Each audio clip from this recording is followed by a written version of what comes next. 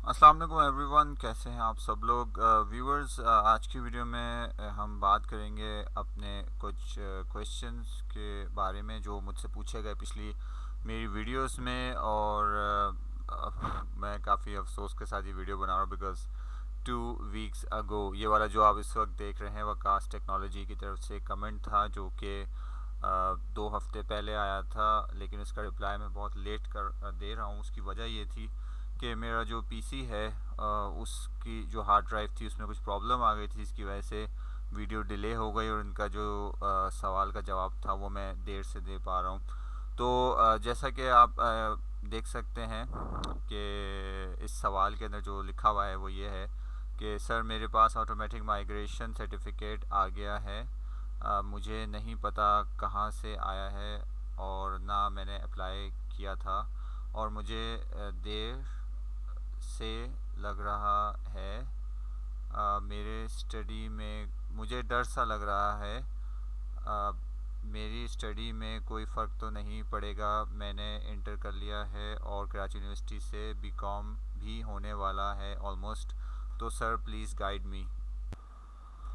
तो देखिए, सर्टिफिकेट जो है आपका माइग्रेशन सर्टिफिकेट जो है, मुझे एक तो ये इस पे थोड़ा सा इस क्वेश्चन के ऊपर डाउट्स है। वो डाउट ये है कि या तो इसको रीअप्लाई कर दिया गया है, क्योंकि जो आपका जो एडमिशन होता है बीकॉम बीकॉम का मतलब ये है कि आपने यूनिवर्सिटी में जो है एडमिशन लिया है, तो उसके लिए आपको फेडरल बोर्ड से जो है वो माइग्रेशन जो है वो चाहिए होता है। मैंने भी जब फेडरल बोर्ड से पढ़ा और उसके बाद जब मैं यूनिवर्सिटी में एडमिशन लिया तो उसके लिए उन्होंने मुझसे जो है माइग्रेशन सर्टिफिकेट मांगा, और मेरी ओरिजिनल मार्कशीट जो है सेकेंड ईयर की वो मुझसे उस वक्त उन्होंने ली थी। तो उसके बगैर तो एडमिशन ही नहीं होता। तो इन्होंने कैसे यूनिवर्सिटी में एडमिशन ले लिया और कैसे जो है ये बीकॉम जो है अब करने वाले हैं। तो इट मीन्स के उस वक्त इन्होंने शायद जमा करवाया होगा, इन्हें याद नहीं होगा। तो अब ये कह रहे हैं कि ऑटोमेटिक माइग्रेशन जो है इनके घर पे आ गया है, जबकि ऑटोमेटिक इस तरीके से भी नहीं आ सकता। एक तो हो ना कि बोर्ड अपने सर से चीज़ें उतार रहा हो और सबको खुद ही सेंड कर रहा हो, तो ऐसा कुछ है नहीं बिकॉज उसकी कुछ फ़ी होती है, और वो फ़ी पे किए बगैर जो है बोर्ड कभी भी जो है माइग्रेशन सर्टिफिकेट सेंड नहीं करता। तो ये एक कोई मिस्टेक है। बाकी जहाँ तक बात रही डर की, तो डरने की कोई ज़रूरत नहीं है। इससे कोई फ़र्क नहीं पड़ता क्योंकि आपका तो बीकॉम होने वाला है, और आपका जो है फेडरल बोर्ड से जो है वो ताल्लुक़ कब का ख़त्म हो चुका। फेडरल बोर्ड से डरने की आपको तब ज़रूरत थी जब आपको एडमिशन लेना था यूनिवर्सिटी में। अब आपका एडमिशन हो चुका। बोर्ड से रिलेटेड अब आपको कोई मसला नहीं है। सब चीज़ें आपके पास अगर ओरिजिनल हैं, मार्कशीट वगैरह और सर्टिफिकेट आपका एंटर का, तो उसके अलावा आपको कोई डरने की ज़रूरत नहीं है। तो you can just go on और अपनी स्टडीज़ पूरी कीजिए, और जो माइग्रेशन आया है उसको बेशक आप अपने पास रख लीजिए। इसमें कोई भी परेशानी की बात नहीं है। तो चलते हैं अपने नेक्स्ट क्वेश्चन की तरफ। ये सेंड किया है science classes 1 month ago. I am really sorry about that because मैं एक्चुअली कोशिश ये करता हूँ कि कम से कम 5 से 6 क्वेश्चन जो है वो जमा हो जाएं, तो उसके बाद उनके ऊपर एक डिटेल वीडियो बना दूं। बिकॉज हर क्वेश्चन के ऊपर वीडियो बनाना मुश्किल होता है, लेकिन मैं फिर भी जो है रिप्लाई कर देता हूँ अपनी तरफ से। और कुछ ऐसी भी क्वेश्चन है जिसके ऊपर मैं वीडियो बना देता हूँ, वो सिर्फ इसलिए कि ताकि उन्हें डिटेल में जो है मैं बता सकूँ। मतलब उनका जवाब मैंने दे दिया होता है इन कमेंट्स, बट उसे डिटेल में एक्सप्लेन करने के लिए मैं जो है वो वीडियोस जो है वो बना देता हूँ। तो साइंस क्लासेस की तरफ से सवाल है कि अस्सलाम वालेकुम sir, postal address home address होगा या सर न्यू एड्रेस सेंटर का एड्रेस होगा? Sir kindly reply fast. तो इसके अंदर आप ये पूछ रहे हैं कि पोस्टल एड्रेस जो है वो क्या होगा। देखिए, जो फॉर्म होता है आपका चेंज ऑफ सेंटर का, उसके अंदर दो दिए हुए होते हैं कि आप किस सेंटर में पढ़ रहे हैं, या जो भी आपने जहाँ से रजिस्ट्रेशन भेजी थी, और दूसरा सेंटर वो एक अलग से एक जो है वो कॉलम उसमें दिया हुआ होता है। तो जो आपका पोस्टल एड्रेस है एक्चुअली वो पोस्टल एड्रेस है जहाँ आप चाहते हैं कि आपका एडमिट कार्ड जो है वो आपको रिसीव हो। तो ये आप जो है इसमें आप अपना होम एड्रेस भी डाल सकते हैं, और चाहें तो कॉलेज का एड्रेस भी डाल सकते हैं जहाँ आप जा रहे हैं। अगर आपका जो एड्रेस है वो आप कंफर्म नहीं है, या जो कोई भी वजह है जिस वजह से आप वहाँ पर जो है आपको मेलिंग सर्विस नहीं मिल सकती, या कोई भी वजह है, तो आप उस जगह पर मतलब इन शॉर्ट पोस्टल एड्रेस का मतलब है आपका होम एड्रेस जहां आप चाहते हैं कि आपको आपका एडमिट कार्ड रिसीव हो। तो आई होप कि आपको समझ में आ गया होगा। चलते हैं नेक्स्ट क्वेश्चन की तरफ।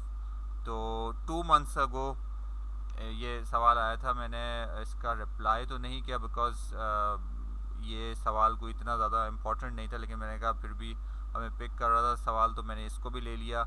जवाब मुझे अब जो भी हैं ये अजय अजय जो हैं इनको जवाब जो है शायद अब अगर मैं भेजूँ भी तो शायद उसका कोई फ़ायदा ना हो बिकॉज़ 2 मंथ्स अगो इन्होंने ये सवाल पूछा था। लेकिन बताने का मकसद सिर्फ ये है कि अगर किसी और के दिमाग में ऐसा कोई सवाल है तो उसका जवाब जो है वो मैं आपको दे दूं। इनका सवाल है, प्लीज़ बता सकते ये normal double and triple fees क्या है।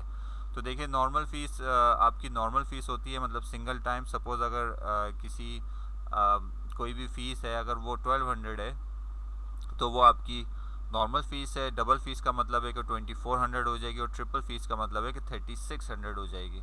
तो आप 1 है, डबल का मतलब 2 से मल्टीप्लाई कर देंगे और ट्रिपल का मतलब 3 से मल्टीप्लाई कर देंगे।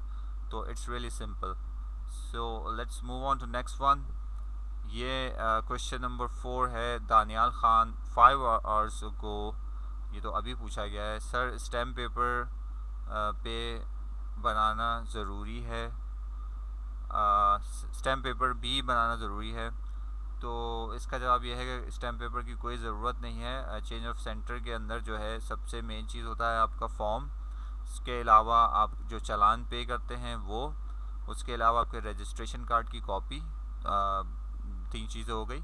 उसके अलावा आपका जो है पोस्टिंग ऑर्डर या आपके फादर का जो ट्रांसफ़र लेटर है उसकी जो है एक फ़ोटोकॉपी वो भी अटैच करनी पड़ती है। ये सब चीज़ें आप अपने कॉलेज में जमा करवाएंगे और उसके बाद कॉलेज जो है आपको एक लेटर प्रोवाइड करेगा जिसके अंदर जो है ये सब चीज़ें मेंशन होंगी आपकी, और जो हेड ऑफ इंस्टीट्यूशन है वो उसके ऊपर अपनी स्टैंप लगा के अपने साइन करेंगे और आपको आपकी चीज़ें वापस मिल जाएंगी। उसके बाद आप उसे जो है वो सेंड कर देंगे। जहाँ तक स्टैम्प पेपर की बात आपने लिखी, तो स्टैम्प पेपर एक्चुअली वो वाला स्टैम्प पेपर नहीं है जो कि 50 रुपये 100 रुपये वाला या 20 रुपये 30 रुपये वाला मिलता है।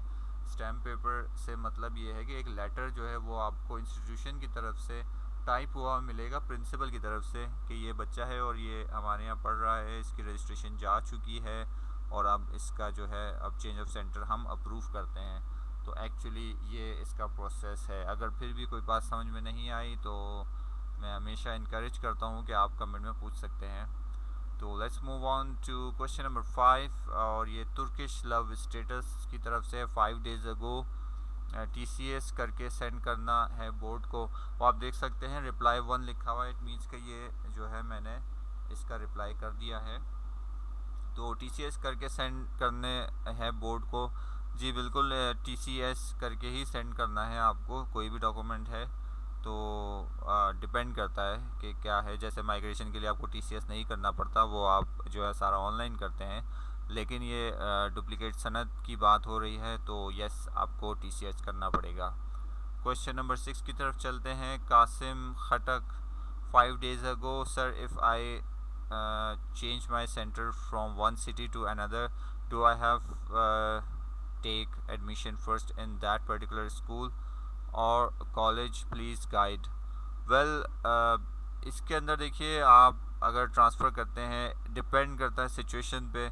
सपोज़ अगर 1 मंथ रह गया है आपके एग्ज़ाम्स के अंदर तो आप जो है बेशक वहाँ पर एडमिशन ना लीजिए बिकॉज़ 1 महीने के अंदर आप वहाँ एडमिशन लेके क्या करेंगे, सारी चीज़ें मतलब इससे कोई फ़र्क नहीं पड़ता। शायद अगर आप आई डोंट नो आप किस क्लास के स्टूडेंट हैं, अगर आप सेकेंड ईयर के स्टूडेंट या फर्स्ट ईयर के स्टूडेंट हैं और आपने मैट्रिक जो है वो जो है फेडरल बोर्ड से किया है तो आपने शायद नोट किया हो, इट डिपेंड्स ऑन बोर्ड कि जब आपने मैट्रिक के पेपर दिए होंगे या 9th के पेपर दिए होंगे बोर्ड के, तो शायद आपने देखा हो कि वहाँ दूसरे स्कूल के बच्चे भी वहाँ पे मौजूद होते हैं। मतलब जो दूसरे स्कूल के बच्चे हैं उनका सेंटर आपके इस स्कूल में पड़ा होता है और वो वहाँ पर आए हुए होते हैं।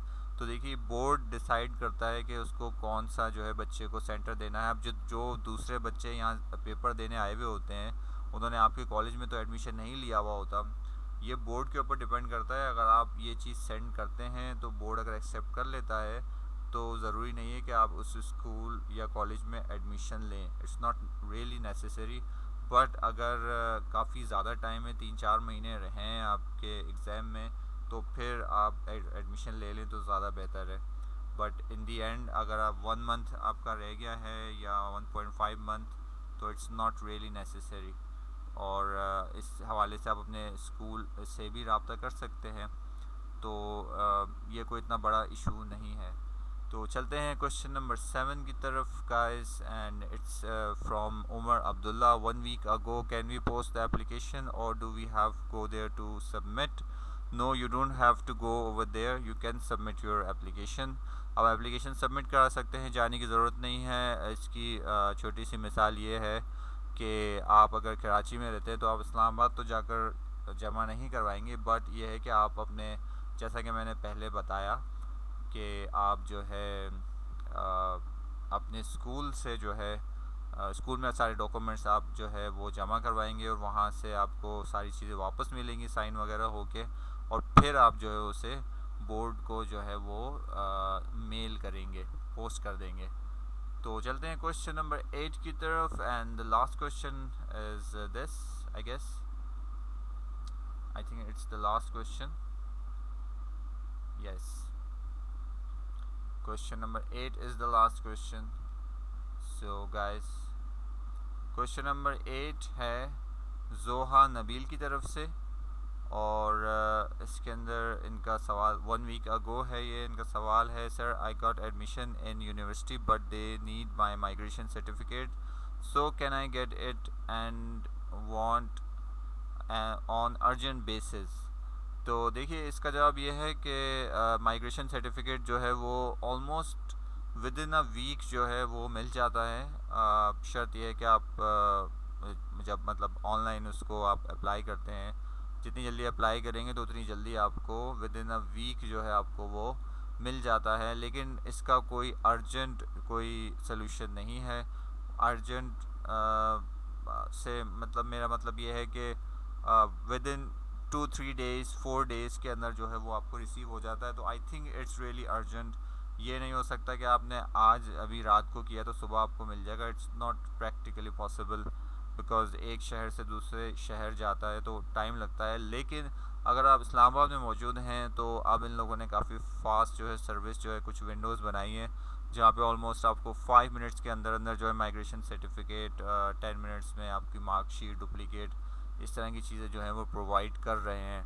लेकिन अगर आप कराची में मौजूद हैं या पाकिस्तान के किसी दूसरे शहर में मौजूद हैं तो it will take some time to come. So I hope students कि आपको वीडियो पसंद आई होगी और काफ़ी सारे क्वेश्चंस आपके क्लियर हो गए होंगे। अगर अभी भी आपको लगता है कि कुछ क्वेश्चंस हैं जो आपको पूछने चाहिए तो आप पूछ सकते हैं, और बराए मेहरबानी चैनल को सब्सक्राइब भी कर दें। मैं सब्सक्राइबर्स की एक डिजिट पर आकर रुक गया हूँ और उसमें प्लस माइनस चल रहा है तकरीबन 1 महीने से। तो लेट मी हिट माई गोल। तो और दूसरी चीज़ ये कि I am sorry about late replies, कुछ क्वेश्चंस के रिप्लाइज जो हैं बहुत लेट हो गए, तो I am sorry about that. तो मिलता हूँ आपसे नेक्स्ट वीडियो में, तब तक के लिए अल्लाह हाफिज़। और वीडियो को शेयर करें अपने फ्रेंड्स के साथ, जो भी आपके क्लास फेलोज़ हैं उनके साथ शेयर करें। किसी को कोई भी मसला हो तो वो जो है वो मैसेज कर सकता है। मैं अपना व्हाट्सएप नंबर इस तरह शो नहीं करता, बट मैं दे देता हूँ, और अपना ईमेल एड्रेस भी मैंने काफ़ी जगह पे शो किया हुआ है, तो आप उधर से भी पूछ सकते हैं, और यहाँ पे कमेंट भी कर सकते हैं, और व्हाट्सएप भी कर सकते हैं। तो I will see you guys in my next video, till then अल्लाह हाफिज़।